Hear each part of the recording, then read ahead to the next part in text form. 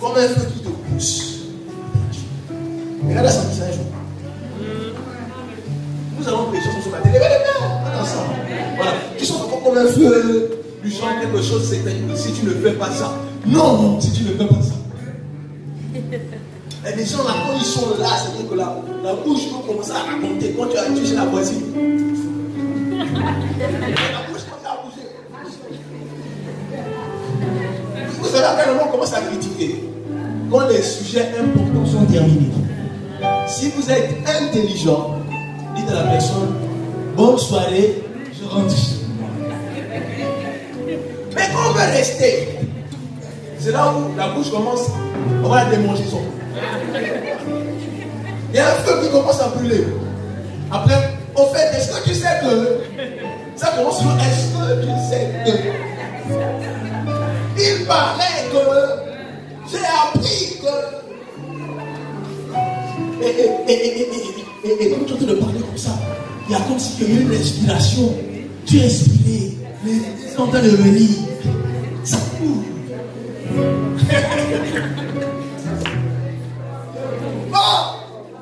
Le péché, c'est quelque chose.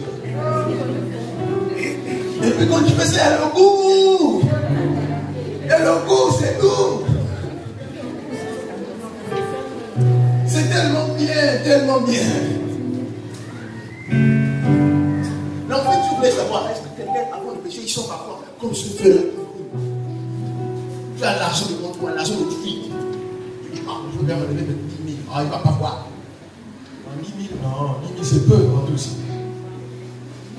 Ajoute, non, aussi, c'est la monnaie. Il n'a pas besoin de ça. Ah, il a l'argent. Pourquoi je parle de ça? Parce que le Seigneur m'a fait comprendre que le péché est un feu. Le péché est un feu. Ce qui brûle, c'est quoi? C'est pas le feu. Donc, si avant le péché, tu sens quelque chose qui brûle en toi, c'est parce que le péché est là et il commence à te brûler. S'il y a le feu ici, est-ce que tu peux rester là? Tu vas faire quoi? Tu vas partir. Le feu sera en train de chauffer derrière toi et tu vas faire quoi? Voici comment le feu est en train de te brûler pour que tu puisses mentir et tu te mets à mentir. Le feu te brûle pour que tu commences à escroquer, tu commences à escroquer. Le feu te brûle pour que tu puisses critiquer et tu commences à critiquer. Imagine que le péché est un feu. Voilà pourquoi nous avons du mal, que tu le veuilles ou pas. Que tu le veuilles ou pas, tu peux laisser devant le feu. Que tu le veuilles ou pas, quand il y a le feu, tu vas fuir. Et là, le feu, tu ne prends pas là où tu veux. C'est le feu qui te conduit. Parce que tu ne prends pas là où il y a le feu. Si pendant que tu continues à avoir le feu, pour faire quoi c'est dit, fais ça, tu vas faire quoi? Tu vas aller là-bas. Donc, de manière, sans s'en rendre vraiment compte, le feu nous conduit. Quand on fouille le feu en fait, quand les personnes disent non, passe par là-bas. Le feu ici, fouille, regarde comme ça. Le péché est un feu. Mais, il m'a dit une chose, c'est que le plus haut niveau dans la prière, vous savez, la prière aussi est un feu. Et il m'a dit que le plus haut niveau de la prière, c'est quand la prière t'a tellement consumé que tu deviens un feu. Et nous avons lu Psaume 104, verset 4 à 8.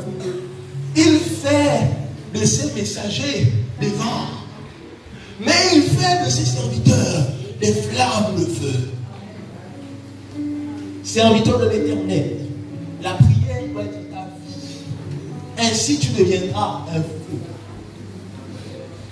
Si nous prions, c'est parce que Dieu veut que nous devenions un feu.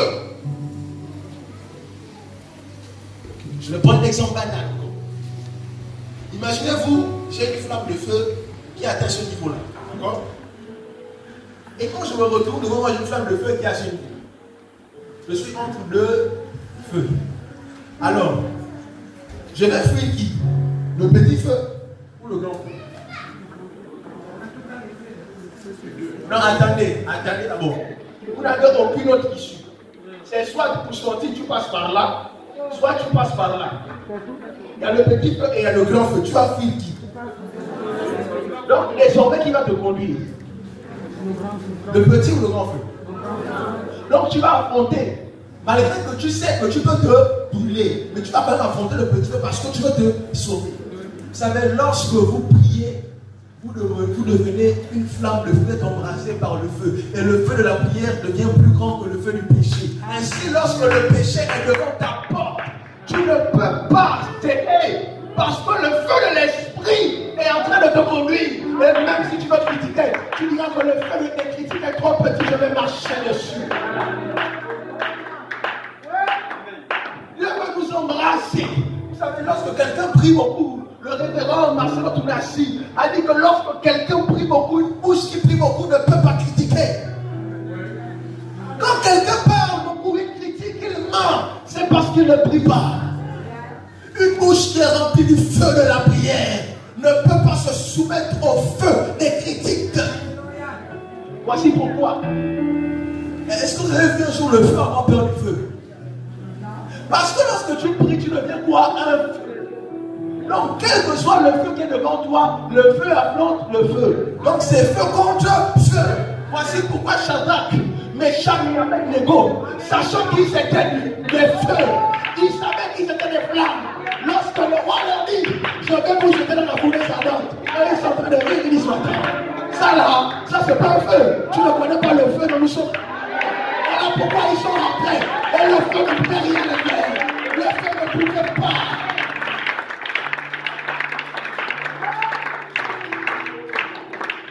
Quand tu as le feu, tu affrontes le feu. Quelqu'un se lève ce matin et dit avec moi, je suis le feu. Quelqu'un se lève avec moi ce matin et dit, je suis le feu. Je suis le feu. Je suis le feu. Je suis serviteur de Dieu. Et je suis une flamme de feu. Je suis une flamme de feu. Alléluia. Dieu fait de ses serviteurs des flammes. Parce que Dieu sait que le péché est un feu. Et il sait qu'un païen n'est pas rempli de l'esprit. Un païen ne prie pas. Voici pourquoi le païen se fait toujours brûler par le feu. Le païen ne peut pas résister. Papa, tant que tu n'as pas en toi le Saint-Esprit, si tu ne pries pas, tu ne peux pas affronter le feu du péché.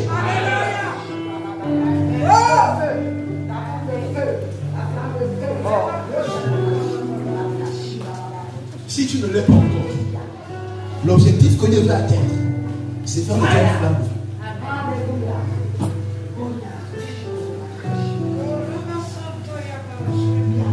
Je prie que le feu de la prière te consume à un point. My God. Lorsque tu es rempli par le feu de la prière, tu vis une vie de sanctification. C'est-à-dire que sans chercher à faire de la publicité, sans chercher, sans faire des efforts, arrêter de mentir. Alléluia. Le fait que tu sois de faire des braches, il y a pas assez de carnaval.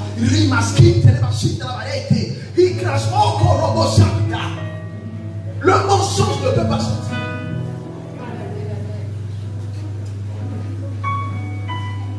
Vous savez, le péché rentre dans l'église lorsqu'il y a plus la prière. La haine rentre dans l'église quand les femmes aiment.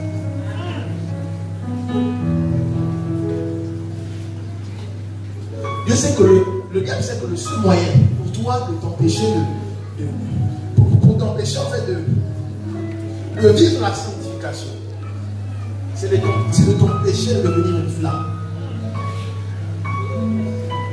Parce que quand tu es un feu, tu vas brûler le feu et tu vas brûler les démons sans même le vouloir. Parce que moi, si je suis le feu, partout où je passe, je fais quoi? Je brûle. Partout où je passe, je fais quoi? Je brûle. Je brûle, je brûle. Donc, si tu es sur mon passage, tu t'es levé contre moi, sache que moi, là où je suis de passer, là, je suis un feu. Donc, ça veut dire que toi-même, tu es fou parce que tu veux affronter le feu. Mais sache que le feu va faire quoi? Te brûler.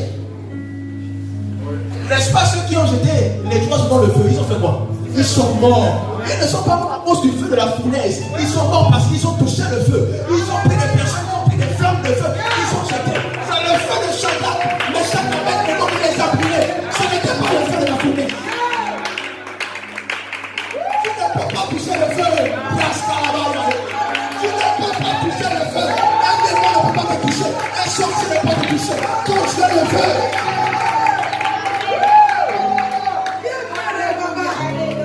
peux dormir en pleine nuit. Tu peux dormir sur tes deux oreilles. Les gens vont commencer à avoir peur de certaines personnes dans ce lieu. Il y a des gens là qui jouent avec toi, qui étaient des amis. Mais à partir d'un certain temps, ils vont arrêter de blaguer avec toi. Ils vont te fouiller. Mais tu ne m'appelles plus. Non, parce que même quand la personne appelle là, quand tu parles, c'est fou. Quand la personne reçoit l'appel, la personne reçoit le feu dans les oreilles.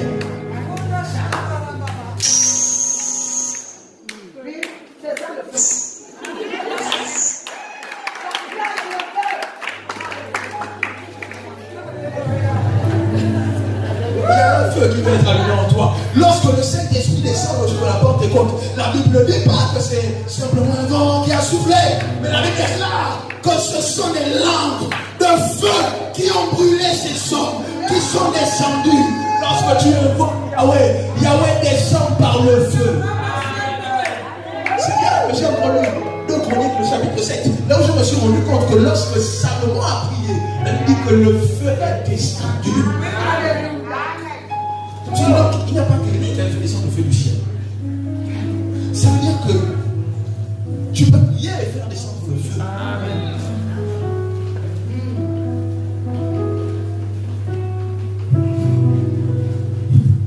Vous savez, je travaille dans le domaine de la lutte incendie. Et je peux vous dire que l'eau n'arrive pas à éteindre certains feux. On a besoin de ce qu'on appelle des additifs. Il y a des éléments parfois qu'on ajoute. Et même parfois, si la quantité d'eau n'est pas suffisante, on ne peut pas éteindre. Et Dieu fait de toi un feu qu'aucune eau ne pourra éteindre. On verse. Vous ne connaissez pas encore bien descendu comme ça. Avant de verser l'eau, le feu est là.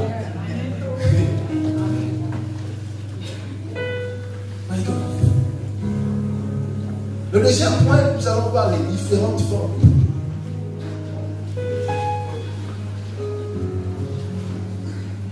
Avant de passer à ce point, Seigneur, aide-moi dans les temps. Je veux que quelqu'un vienne. Je veux que Steve, passe-moi le tissu. Je veux que quelqu'un vienne rapidement. Rapidement. Rapidement. Parce qu'il y a des gens qui ont ce problème ici. Ici directement. Laisse que je viens ici. Il y a des gens qui ont ce problème dans l'église. Viens. Je dis, viens avec le tissu. Viens avec le tissu. Viens avec le tissu.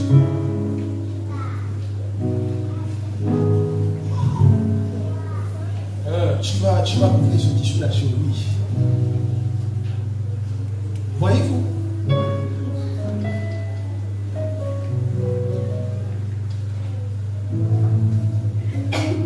Paul dit souvent prier pour tous les saints. Et la Bible dit qu'à tous ceux qui l'ont reçu, à ceux qui croient en son nom, il leur a donné le pouvoir de devenir enfants de Dieu. Ça veut dire que si quelqu'un dans la salle a accepté Christ dans sa vie, je vais peut-être choquer quelqu'un, mais je vais te dire que tu es saint. Si tu as accepté Christ dans ta vie, c'est que tu es saint en fait. Parce que celui qui accepte Christ, lorsque tu dis Seigneur, je te veux dans ma vie, qu'est-ce qui se passe? Le Saint-Esprit vient pour t'aider à être saint. D'accord? Il vient te mettre un vêtement. D'accord? Il vient pour te donner ce vêtement, pour t'apprendre à vivre dans la sainteté. Et il y a des péchés qui s'accrochent souvent à nous. Et il y a des gens dans l'église qui pensent qu'ils ne peuvent plus changer. Il y a des gens qui disent qu'ils sont alcooliques. Il y a des gens qui disent qu'ils sont menteurs. Il y a des gens qui disent qu'ils sont versés dans le péché et ils ne peuvent pas sortir de là. Est-ce que vous n'avez pas déjà vu un alcoolique que lorsqu'il a rencontré Jésus, il a arrêté de boire? Est-ce que vous n'avez pas vu un menteur quand il a rencontré Christ, il a arrêté de mentir? Est-ce que vous avez déjà vu une calculatrice faire autre chose que calculer? Quand tu es né calculatrice, jusqu'à la fin de ta vie, tu resteras calculatrice. Si une calculatrice change, ça veut dire que dans le fond, ce n'est pas vraiment une calculatrice. Donc ça veut dire que si toi, tu changes, ça veut dire que dans le fond, tu n'es pas un péché. Je veux dire à quelqu'un ce matin, quel que soit le péché dont tu es coupable, ce péché-là n'est pas ta vie. Ce péché ne te définit pas. Ce que tu es en train de faire, je veux dire à quelqu'un, ce que tu fais aujourd'hui, ce n'est pas ce que tu es. Ce n'est pas qui tu es. Ta réelle identité, c'est que tu es saint. Ça veut dire, lorsque Dieu est saint, car je suis saint, il n'est pas en train de s'adresser aux païens, mais il s'adresse à ceux qui l'ont accepté. Lorsqu'il dit sois saint parce que je suis saint, il ne te demande pas de faire quelque chose qui ne peut pas arriver, mais il te demande de faire quelque chose parce qu'en réalité, il sait que ton identité c'est quelqu'un de saint, ce n'est pas le péché. Ce tissu ne peut le salir. Mais quand je veux le laver, comment il sera? Propre.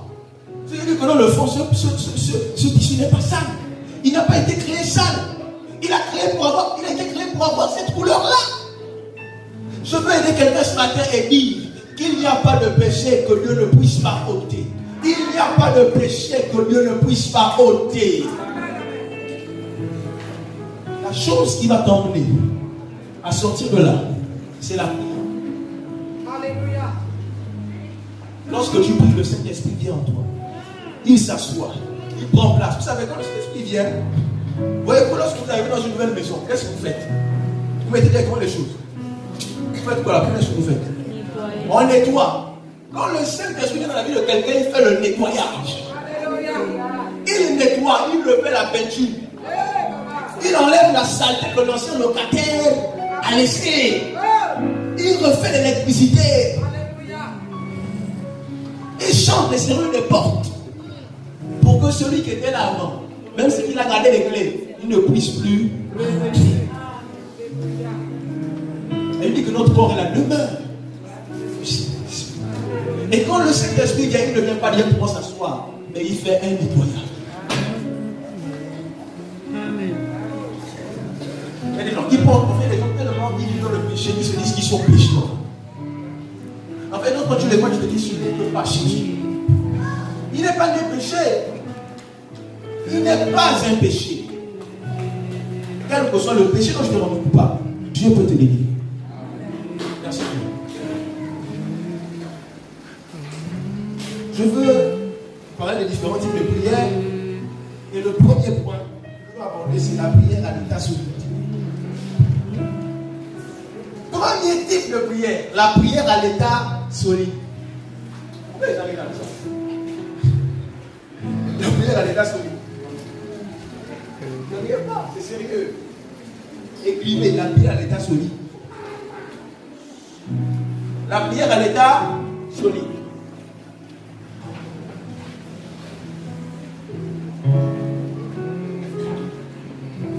Voyez-vous?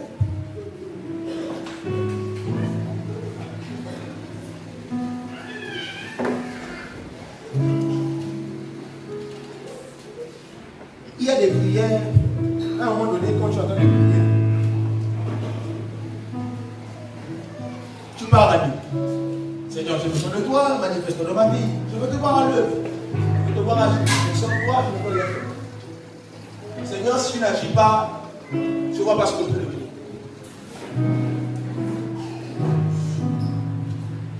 Et cette prière-là a un effet. Est-ce que vous voyez ce carton? C'est un matériau à l'état solide.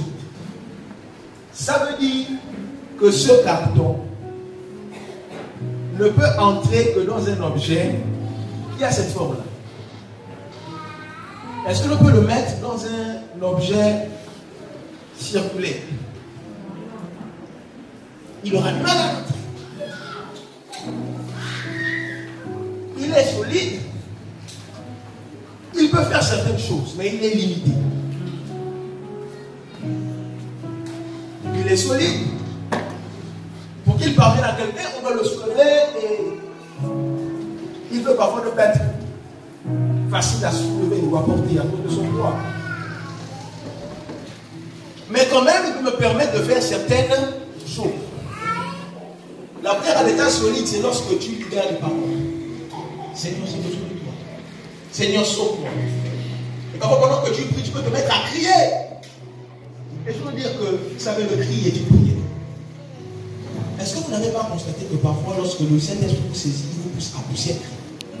Et quand vous poussez le cri, votre manière de... Vous savez, si le Saint-Esprit, avant de te pousser à aller dans un niveau plus haut, te pousse à crier,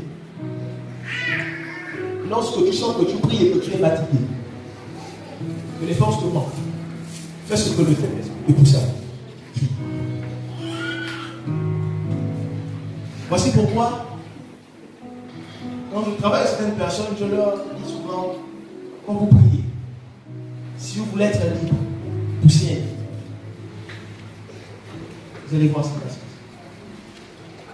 Ceci, c'est la prière à l'état solide. Et elle a des effets, parce que Jésus priait, et il faisait des prières à l'état solide. Lève-toi et marche. Seigneur, je te remercie parce que tu m'exauces toujours. Ce sont les paroles. Des prières à l'état solide. Le deuxième type de prière, c'est la prière à l'état liquide.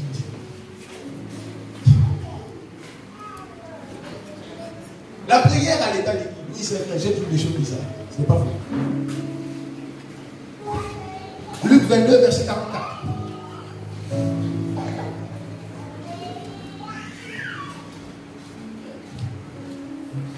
Étant en agonie, il pria plus instamment et sa sueur devint comme des grumeaux, le sang qui tombait à terre. La Bible nous dit, excusez-moi un instant,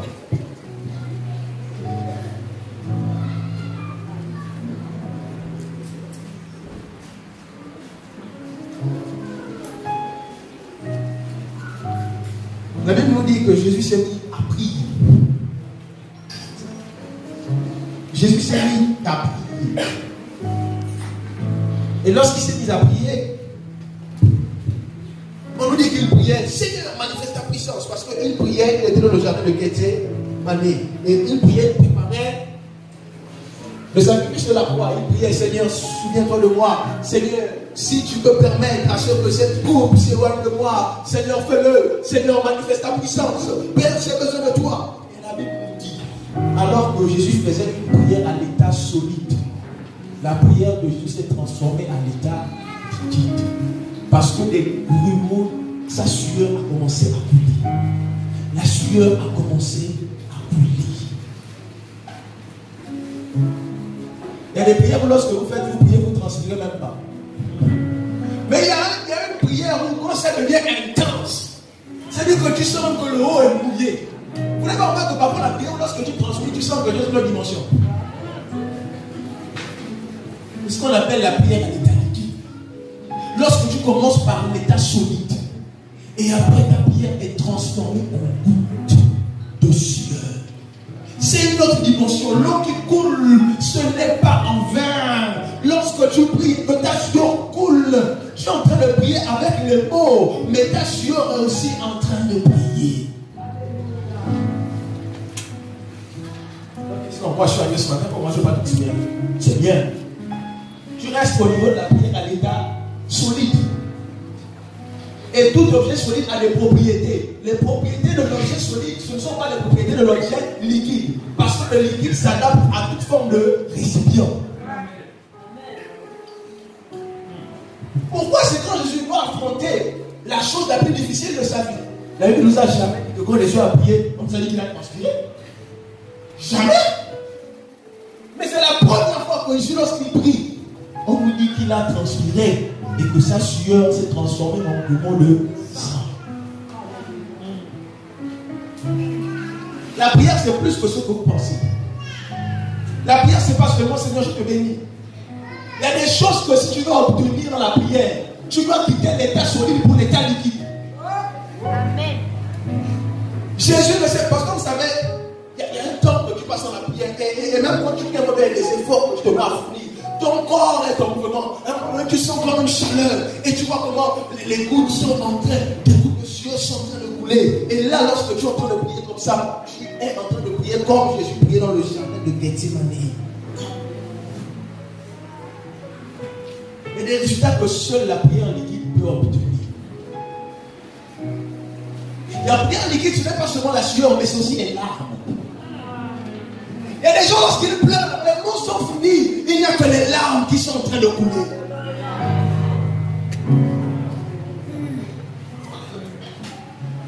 Tu es en train de pleurer.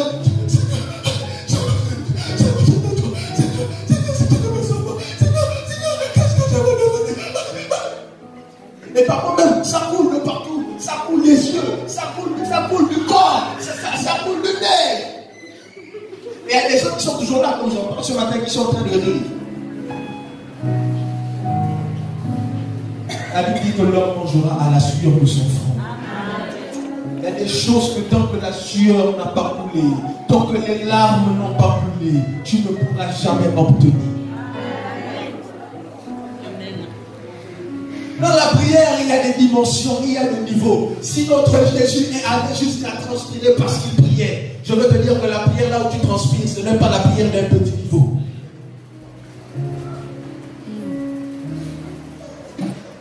À un moment donné, tu dois commencer à verser de larmes. Souvent, lorsque le Saint-Esprit te touche, les larmes coulent seules, n'est-ce pas? Pensez-vous que c'est par hasard? C'est un niveau de la prière que peu de personnes ont. Vous savez, les personnes qui arrivent au niveau de des larmes, ce sont des gens humbles. Les orgueilleux aiment la prière à l'état solide parce qu'ils n'aiment pas s'humilier. Dieu là, tu pries. Seigneur, pitié de moi. Tu n'arrives même pas à te mettre à genoux. Même un petit signe d'humilité comme ça. Et lorsque les larmes veulent couler, Seigneur, laisse les larmes couler. La Bible dit que lorsque Anne priait dans le temple, lorsqu'elle priait, je suis sûr que sa sueur coulait et que les larmes coulaient de ses yeux. C'est là où elle a obtenu Samuel.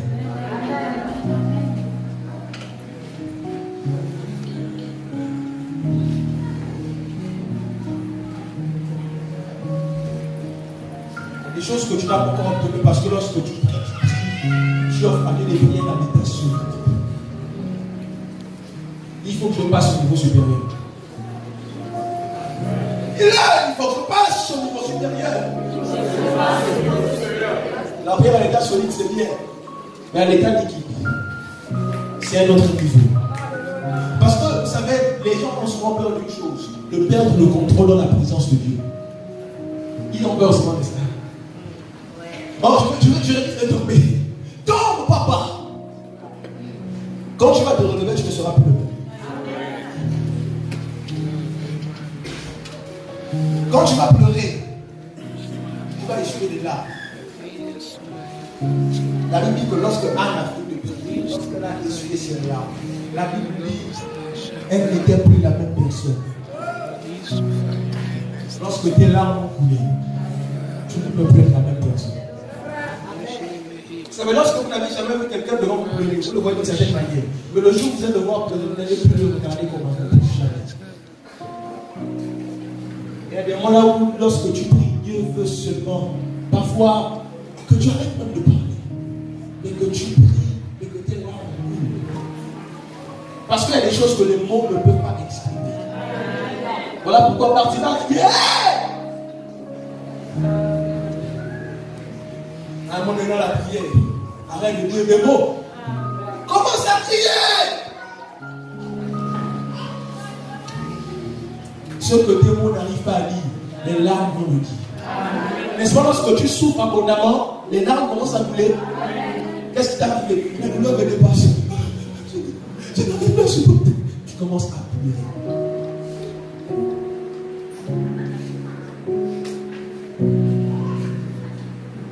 La parole de Dieu déclare dans Romains 8, en son 26e verset.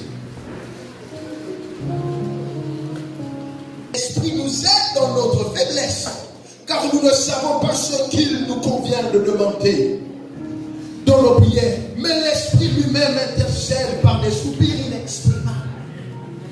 Je veux nous parler qui est la prière à l'état gasseux. Je ne sais pas si quelqu'un entend ce que je veux dire. La prière à l'état gasseux. Quand j'étais au primaire, le maître m'avait expliqué que lorsque la pluie tombe du ciel, elle arrive sur la terre et il y a parfois des flaques d'eau. Et il m'a dit que tu constateras que les flaques d'eau parfois disparaissent lorsque le soleil apparaît. Il m'a dit que ces flaques d'eau se transforment en vapeur et qu'elles montent vers le ciel. Je ne sais pas si quelqu'un me comprend.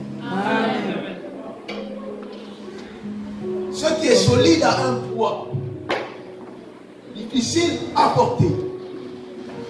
Vous allez constater que ce qui est liquide reste souvent à même le sol. Mais vous allez constater que lorsque la marmite est en train de bouillir, la vapeur ne va jamais vers le bas, mais elle va toujours vers le haut. La prière à l'état gasseux, c'est cette prière où lorsque tu es en train de prier, que tu le veuilles ou pas, elle monte elle-même vers le trône de la grâce. Sauf que tu le dis, Seigneur, reçois ma prière. Cette prière est en train de monter parce que là, atteint l'état gasseux. La Bible dit que lorsque tu es en train de prier par l'esprit, à un moment l'esprit, les gens lorsqu'ils prient, j'ai souvent vu des personnes prier après des personnes font.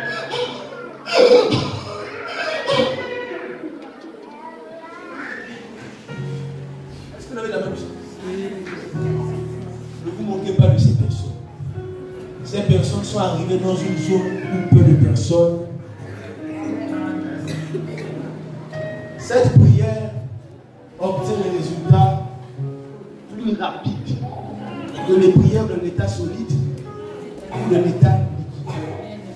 Parce que ce qui est liquide, il faut que les anges descendent pour venir chercher. Emmener.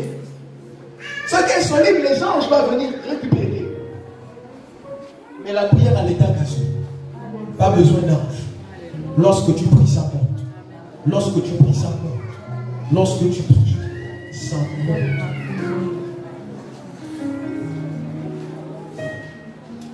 À un moment donné, dans la présence de Dieu, tu deviens, vous allez m'excuser de l'expression, comme un boule. Tu es là, avec le sang. Alors que les larmes ont fait de couler, le monde ne sort plus, mais il n'y a que ta respiration. Et pendant que tu respires, ton cœur est en train de libérer des paroles. La prière à l'état gasseux. C'est le plus haut. Mais pour atteindre ce niveau, il faut passer par l'état liquide. Parce que ce n'est pas la prière solide qui se transforme en gaz. Lorsqu'on sort un bidon du congélateur, il ne devient pas, ce qui est à l'intérieur ne devient pas gazeux, non, ce qui est à l'intérieur devient liquide. Et c'est lorsqu'on expose cette eau au soleil de justice que cette eau peut se transformer en vapeur et qu'elle peut monter vers le trône de la grâce. Le sacrificateur entrait dans le temple pour aller offrir des parfums, mais ces parfums c'était les prières.